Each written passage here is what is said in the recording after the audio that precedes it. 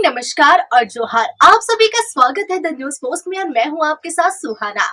खबरों में आगे बढ़ेंगे। आज के झारखंड की तमाम 24 बड़ी खबरें और महत्वपूर्ण खबरों से रूबरू कराएंगे, लेकिन इससे पहले अगर आपने नहीं किया है द न्यूज पोस्ट को सब्सक्राइब, तो सबसे पहले आप हमारे चैनल को सब्सक्राइब करें, बेल आइकन पर क्लिक करना ना भूलें, क्योंकि इससे आपको राज्य भर की तमाम अपडेट मिलती रहेगी। तो चलिए शुरू करते हैं आज की महत्वपूर्ण खबरों से।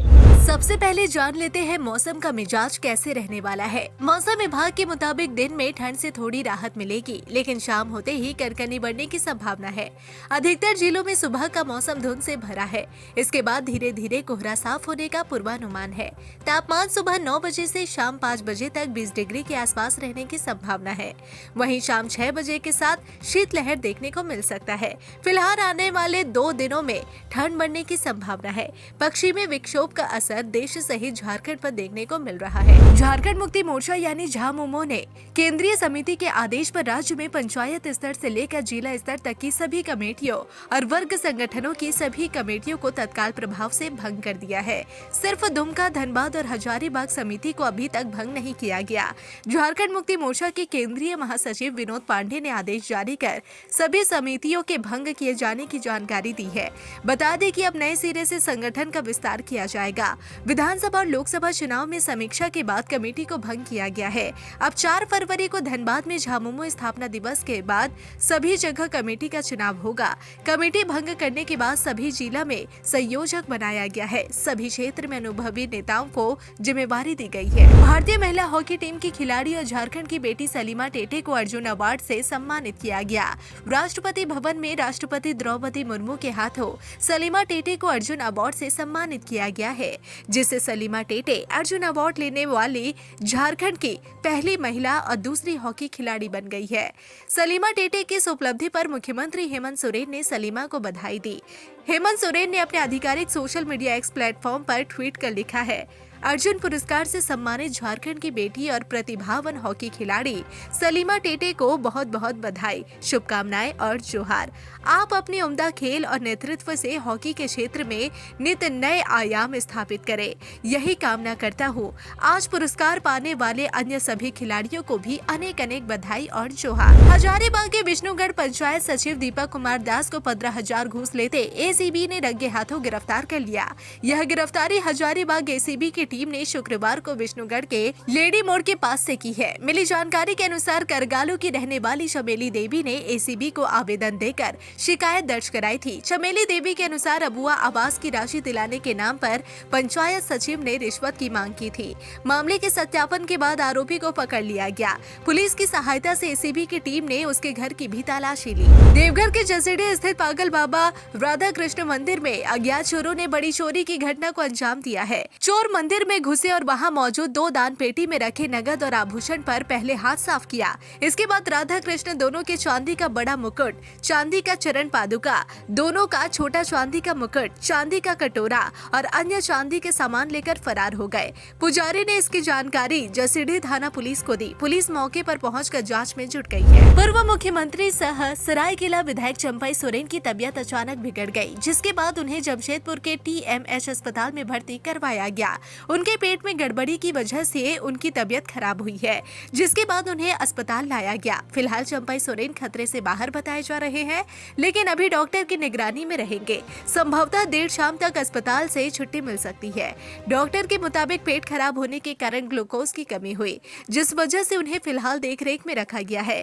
पूर्व मुख्यमंत्री की तबीयत खराब होने पर कई नेता अस्पताल पहुंचकर उनका हालचाल जान रहे हैं। रांची से सासाराम जा रही इंटरसिटी एक्सप्रेस से गिरकर एक यात्री की मौत हो गई। घटना सिकसिगी स्टेशन पर गुरुवार की रात करीब 12 बजे की बताई जाती है। ट्रेन से गिरे यात्री की पहचान बिहार के डेहरी और सोन शहर के जक्की बिघा निवासी 22 वर्षीय अजित भुइया के रूप में हुई है। जीआरपी की टीम में दोनों शवों को कब्जे में लेकर मेदिनी राय मेडिकल कॉलेज अस्पताल पोस्टमार्टम के लिए भेज दी है। साथ में यात्रा कर रहे लोगों ने बताया कि वे लोग रांची से ट्रेन में सवार हुए थे और सभी को डेहरी ऑन सोन जाना था। वे लोग एक निजी कंपनी में काम करते हैं। साथ में यात्रा कर रहे लोगों ने बताया कि आधी रात को अजीत गुटखा खाकर थूकने के लिए ट्रेन के दरवाजे पर गया था। कुछ देर वह गेट पर खड़ा रहा, तभी झटका लगने से उसका हाथ छूट गया और वह ट्रेन से गिर गया। इसके बाद बोगी में बैठे अन्य यात्रियों ने शोर मचाना शुरू कर दिया।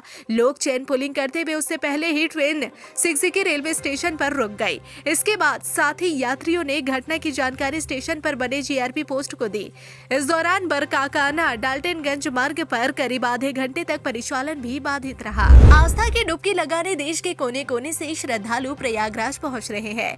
इसमें एक ऐसी दादी पहुंची है जो झारखंड के धनबाद से गई है। अकेले ही महाकुंभ में स्नान करने पहुंच गई है। बता दें कि दादी 1945 से 2025 तक के सभी कुंभ की हिस्सा बनी है। उम्र करीब 92 साल है, लेकिन आस्था ऐसी कि खुद को रोक नहीं पाई। तारा देवी ने बताया कि वे सभी कुंभ में शामिल हुई है। उनका घर धनबाद बैंक मोड़ में विकास नगर मटकुड़िया रोड में है और वह घर से बिना किसी को बताए ही निकली है। घर से रात में निकली और ट्रेन पकड़कर प्रयागराज पहुंची है। उन्होंने बताया कि पोती को बताया कि जा रही हूँ और निकल गई। दादी फोन भी साथ में नहीं रखती। अब स्नान के बाद वापस धनबाद के लिए निकल गई है। दादी की आस्था को देख हर कोई सलाम कर रहा है। रांची जिले के पिस्का नगरी प्रखंड के सेम्बू गांव में जमीन की घेराबंदी किए जाने का ग्रामीणों ने विरोध किया। सभी ग्रामीणों का कहना था कि पहले मुआवजा मिले फिर जमीन की घेराबंदी हो। इस दौरान सीआरपीएफ के जवान और ग्रामीणों के बीच मामूली झड़प भी हुई। मुआवजे की राशि नहीं मिलने से नाराज ग्रामीण घेराबंदी का विरोध कर रहे थे। सूचना के बाद पहुंची पुलिस ने मामले को शांत कराया। आपको बता दें कि सेम्बू गाँव में 100 एकड़ जमीन है। इसी की घेराबंदी करने के लिए सीआरपीएफ के जवान पहुंचे थे। इसकी सूचना मिलते ही सेम्बू के सैकड़ों ग्रामीण वहां पहुंचकर विरोध करने लगे। विरोध कर रहे ग्रामीणों को सीआरपीएफ के जवानों ने समझाने का प्रयास किया, लेकिन ग्रामीण मानने को तैयार नहीं हुए। इसके बाद सीआरपीएफ के जवानों और ग्रामीणों के बीच बहस होने लगी और धक्का मुक्की के बाद ग्रामीणों ने काम रोक दिया। सीआरपीएफ के जवानों का कहना था कि वे चहार दीवारी नहीं कर रहे हैं, सिर्फ सुरक्षा को लेकर घेराबंदी का काम कर रहे हैं। वहीं ग्रामीणों का कहना है कि जब तक मुआवजे की राशि नहीं मिल जाती इस जमीन पर कोई काम नहीं होगा। ग्रामीणों की ओर से हंगामे के बाद फिलहाल घेराबंदी का काम रोक दिया गया है। देवघर मधुपुर मुख्य सड़क के बुच्ची रेल फाटक स्थित एसबीआई का ग्राहक सेवा केंद्र से नकाबपोश लुटेरों ने 80,000 रुपए की लूट की वारदात को अंजाम दिया। सीएसपी का संचालक संतोष मंडल ने पुलिस को मामले की जानकारी दी। रोज की तरह भी संतोष मंडल अपने सीएसपी को संचालित कर रहे थे। इस दौरान अपराधियों ने बैग और दराज में रखे लगभग 80,000 रुपए और संचालक का मोबाइल लूट कर फरार हो गए। पीड़ित संचालक ने इसकी लिखित सूचना मधुपुर थाना को दी है। फिलहाल पुलिस अपनी कार्रवाई में जुट गई है और हर पहलू की जांच कर रही है। झारखंड की राजधानी रांची के ग्रामीण इलाके बुढ़मू थाना क्षेत्र स्थित तिरुफॉल में डूबने से 3 युवकों की मौत हो गई। मरने वाले में 2 सगे भाई बताए जा रहे हैं, वहीं एक दोस्त भी शामिल है। 3 युवकों की मौत से इलाके में कोहराम मच गया। घटना की सूचना मिलने के बाद पुलिस मौके पर पहुंचकर स्थानीय गोताखोर की मदद से शव को निकाला गया। मृतक में 2 सगे भाई आशीष कुमार व अंकुर कुमार, पिता पद्मलोचन दास रांची के हेहल के रहने वाले हैं। वही एक युवक दीपक गिरी, पिता अशोक गिरी, चान्हो करकट गांव का निवासी था। घटना की जानकारी परिजनों को दी गई, साथ ही शव को पोस्टमार्टम के लिए परिजनों को दे दिया गया। सीबीएसई की मुख्य बोर्ड परीक्षा से पूर्व छात्र छात्राओं के उत्कृष्ट प्रदर्शन और 100% उत्तीर्णता सुनिश्चित करने के लिए राज्य में संचालित सीएम स्कूल ऑफ एक्सीलेंस में आज से प्री बोर्ड टेस्ट 2 की परीक्षाएं शुरू हुई। इन परीक्षाओं में कक्षा 10वीं और 12वीं में पढ़ने वाले 5,443 एवं 6,329 यानी कुल 11,772 छात्र छात्राएं शामिल हो रहे हैं। प्री बोर्ड टेस्ट का आयोजन आज दिनांक 17 जनवरी 2025 से दिनांक 31 जनवरी 2025 तक होगा। उत्तर पुस्तिकाओं का मूल्यांकन सभी जिलों के शिक्षकों द्वारा निर्धारित समय सारणी के अनुसार पूरा कराया जाना है। जिस विषय के शिक्षक उपलब्ध नहीं है वहां संबंधित जिला शिक्षक पदाधिकारी के स्तर से अनुभवी शिक्षक नामित करते हुए उत्तर पुस्तिकाओं का मूल्यांकन कराया जाएगा। राज्य शिक्षा परियोजना परिषद द्वारा मूल्यांकन प्रक्रिया में पारदर्शिता और सटीकता के लिए विद्यालयों का रैंडम सिलेक्शन करते हुए उत्तर पुस्तिकाओं का पुनर्मूल्यांकन कराया जाएगा। प्री टेस्ट के उपरांत शेष कार्य दिवसों में प्रतिदिन विशेष उपराचात्मक कक्षाएं आयोजित की जाएंगी। यह कक्षाएं बोर्ड परीक्षा के प्रारंभ होने तक प्रति कार्य दिवसों में 2 घंटे चलेंगी। पलामू मेडिकल कॉलेज की ओपीडी इसी माह जीएनएम कॉलेज भवन में शिफ्ट होगी।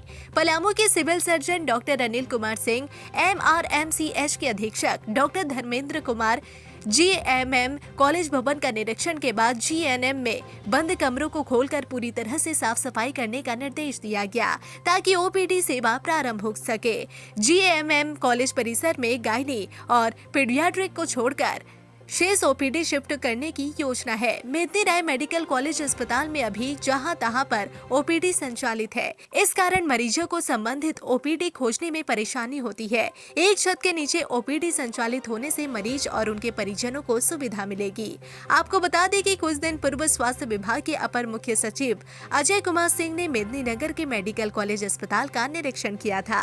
उन्होंने देखा था कि जीएनएम कॉलेज बंद पड़ा है। इसके बाद उन्होंने बंद पड़े जीएनएम कॉलेज परिसर में एक जगह सभी ओपीडी संचालित करने का निर्देश दिया था। तब से ओपीडी शिफ्ट करने की तैयारी चल रही है। गुमला के एक हार्डवेयर दुकानदार से साइबर अपराधियों ने करीब 2 लाख रुपए की ठगी कर ली। इसके बाद मेन रोड स्थित हरिनारायण हार्डवेयर दुकान के संचालक अमित साहू ने थाने में प्राथमिकी दर्ज कराकर पैसे की रिकवरी की गुहार लगाई है। अमित साहू ने पुलिस को बताया कि साइबर अपराधियों ने उनको करीब 1,97,000 का चूना लगाया है।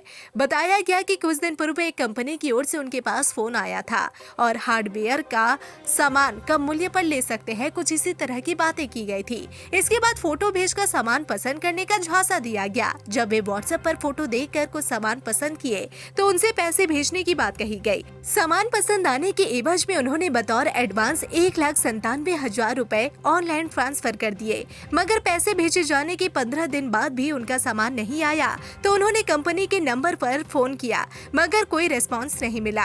बाद में वह नंबर ही बंद हो गया। इसके बाद अमित साहू को एहसास हुआ कि वे ठगी के शिकार हो गए हैं। इसके बाद उन्होंने सदर थाना पहुंचकर मामले में प्राथमिकी दर्ज कराई है।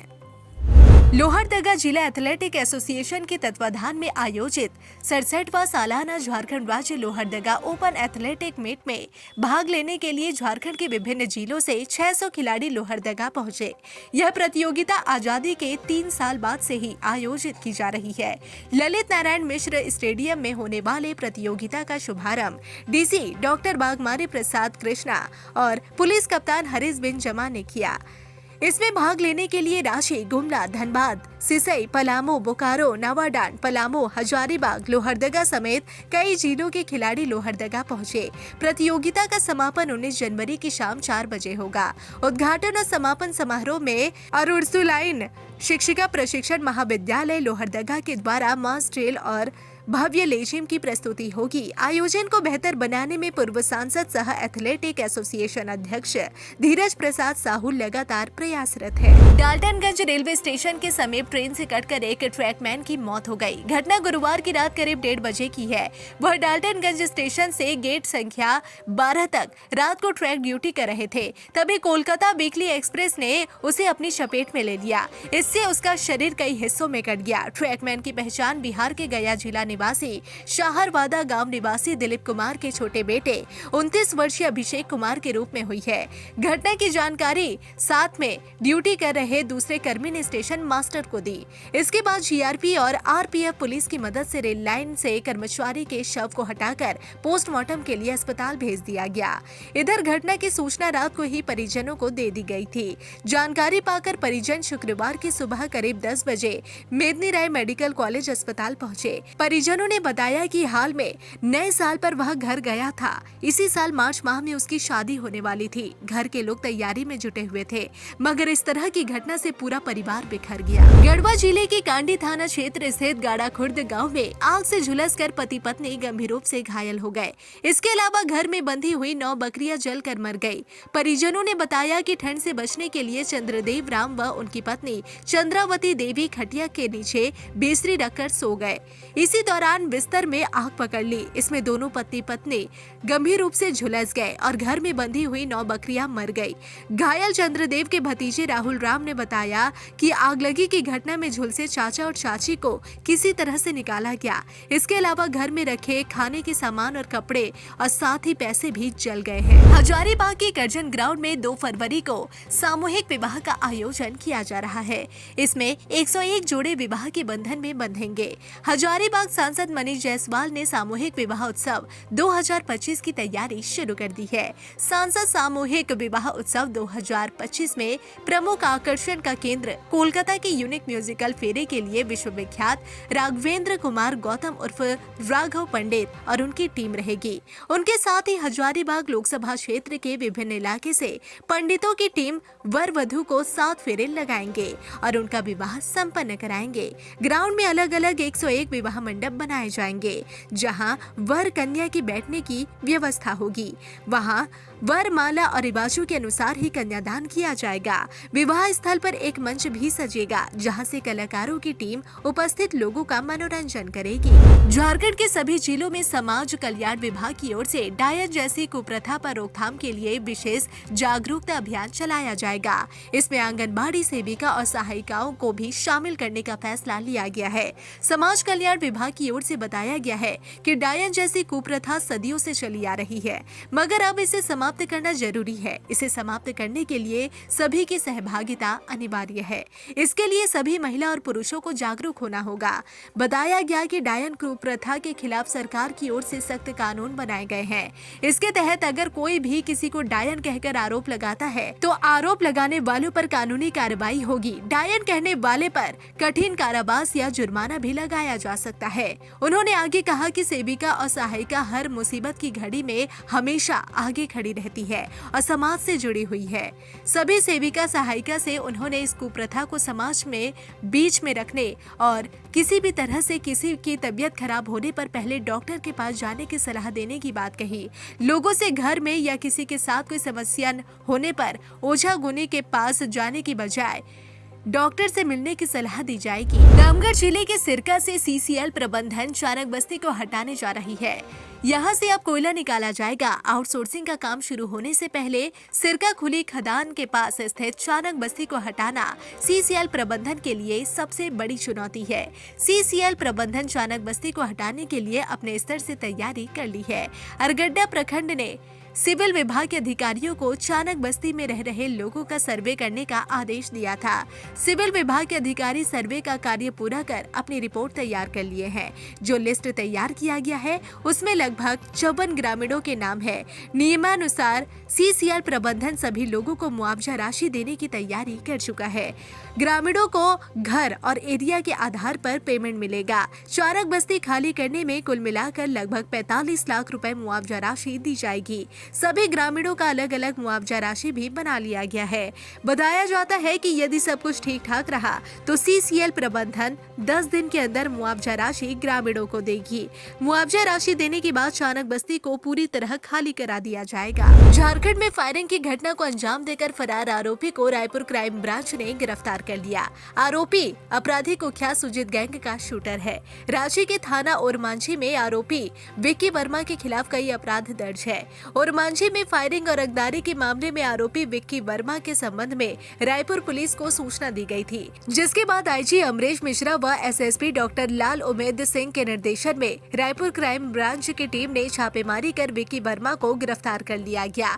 आरोपी के संबंध में झारखंड पुलिस को सूचना दी गई, जिस पर झारखंड पुलिस द्वारा आरोपी विक्की वर्मा को अपने सुपुर्द लेने के लिए ट्रांजिट रिमांड की कार्रवाई की जा रही है। रांची पुलिस को बड़ी सफलता हाथ लगी है। 2 लाख का इनामी व 51 मामले में फरार चल रहे PLFI का जोनल कमांडर कृष्णा यादव उर्फ सुल्तान जी को लोहरदगा से गिरफ्तार कर लिया गया है।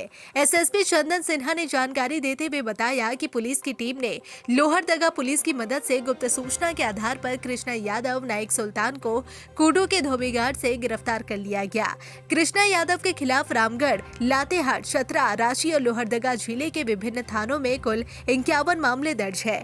पुलिस ने उनके निशानदेही पर नकटा पर्वत क्षेत्र के अम्बाटांड जंगल में स्थित क्षतिग्रस्त मकान में स्थित बैग में छिपे हुए एक कार्बाइड, 6 राउंड गोलियां और एक कंबल बरामद किया। कृष्णा यादव जमीन कारोबारी, कोयला कारोबारी, क्रशर कारोबारी, ईंट भट्टा मालिक और विकास कार्यों में लगे ठेकेदारों से रंगदारी के तौर पर मोटी रकम मांगता था। पैसे नहीं मिलने पर वह अपने साथियों के साथ आगजनी, तोड़फोड़ और गोलीबारी करता था। यहाँ तक कि उसने हत्याएं भी की। कृष्णा यादव रांची, लोहरदगा, रामगढ़, लातेहार, खूंटी समेत कई जिलों में घटनाओं को अंजाम देता था। झारखंड मुक्ति मोर्चा में कल्पना सोरेन को बड़ी जिम्मेवारी मिलने वाली है। विधानसभा और लोकसभा चुनाव में कल्पना की नेतृत्व क्षमता को पार्टी नेताओं ने भांप लिया है, जिस वजह से अब संगठन में एक बड़ा पद देने की तैयारी की गई है। चर्चा है कि धनबाद में झामुमो के स्थापना दिवस के मौके पर ही कल्पना सोरेन को संगठन में जिम्मेवारी देने का ऐलान कर दिया जाएगा। अगर देखें तो कल्पना सोरेन के नेतृत्व में ही झामुमो झारखंड से बाहर दूसरे राज्य में चुनावी अखाड़े में उतरेगी। हाल ही में होने वाले बिहार चुनाव में भी झामुमो का नेतृत्व कल्पना के हाथ में रहने की संभावना है। जमशेदपुर के साक्षी थाना पुलिस की एक बड़ी सफलता लगी है, जहां पुलिस ने बाइक चोर गिरोह का पर्दाफाश करते हुए 4 चोर को गिरफ्तार कर लिया। पुलिस को गुप्त सूचना मिली थी कि 2 युवक चोरी के बाइक के साथ बस स्टैंड के आसपास भटक रहे हैं। सूचना के बाद महाराणा प्रताप चौक के पास पुलिस ने जांच अभियान के दौरान 2 बाइक पर सवार 4 युवकों को पकड़ लिया।